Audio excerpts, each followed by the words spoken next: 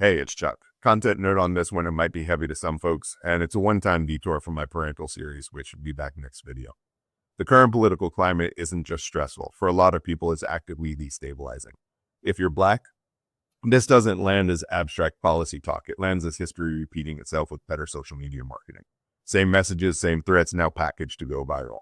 If you're an immigrant, this isn't about feeling uneasy. It's about no longer feeling safe walking out of your home to go to work, or sending your kids to school, or trusting that today won't be the day that you're targeted, questioned, or disappeared into a system that was never built to protect you. If you're trans, non-binary, or otherwise gender diverse, the message being broadcast is not subtle. You've been framed as an enemy of the state simply because you exist. Your body, your identity, your access to care have been turned into a political weapon. And if you believe in bodily autonomy, pluralism, democracy, and basic human dignity, you're likely carrying something heavier than stress. You're holding grief that doesn't get acknowledged, anger you're told to suppress, fear that you're expected to intellectualize, and a bone-deep exhaustion from watching cruelty become normalized and rewarded. Let me say this plainly. This is not you being dramatic. This is not you being too much online. This is what it feels like when safety erodes in real time. And I want to pause here because context matters. I've done what people are told to do. I've followed the rules laid out by society, by government, by people closest to me. I know that pressure, but I also know this. I move through the world as a white man with power, access, and the benefit of the doubt built in. That safety is real, and it's not extended to everyone, not even to my own Black husband. So if this moment can reach me from where I stand, then the math is simple. For those who live inside it every day without insulation, without protection, and without an exit, the burden isn't just heavier, it's relentless.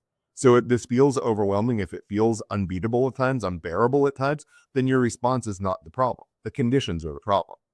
So let's be clear about the past. The goal now isn't peace of mind. The goal is staying intact. So stop asking your nervous system to pretend this isn't dangerous. If your body is on high alert, that's not pathology, that's pattern recognition. The work is not calming yourself into denial. The work is keeping that alertness from turning into collapse, rage spirals, or shutdown. You don't argue with the alarm, you manage how long it stays on. I want you to assume instability and plan accordingly. Stability is not guaranteed right now. Build redundancy. People who know your kids, backups for care, copies of documents, money you can access, places you can go if you had to. This is not paranoia. This is what marginalized communities have always had to do to survive policy swings and state violence. Also get clear about what you won't negotiate on. You can't fight everything. Let me say that again. You can't fight everything, but you can decide where you'll not bend. Your safety, your child's dignity, your access to care, your name and pronouns, your right to exist without debate. Clarity here prevents the slow erosion that happens when people adapt to harm by inches. Stop wasting your energy on people who want you exhausted. There's no strategic value in arguing with bad faith actors, whether they're in person or online. There's none. Their goal is not persuasion, it's depletion. And every minute that you try to be understood by someone committed to misunderstanding you is energy taken from survival, connection, and resistance. You also need to stay connected but not exposed. Isolation is dangerous, and so is overexposure.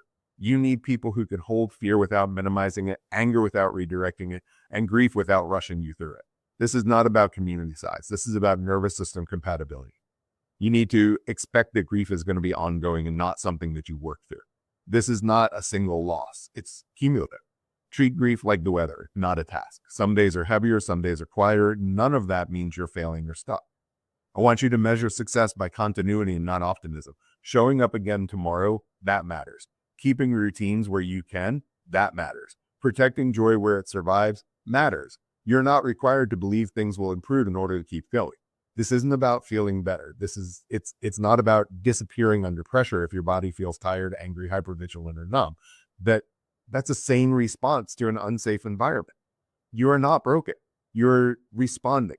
Protect your energy, protect your people, and don't let anyone convince you that needing a strategy in a moment like this means that you're living in fear. It means that you're paying attention. I'm Chuck, the bald therapist. Work on you. Please believe me when I say take no bullshit. And remember that you matter. Try and have a gentle rest of your day.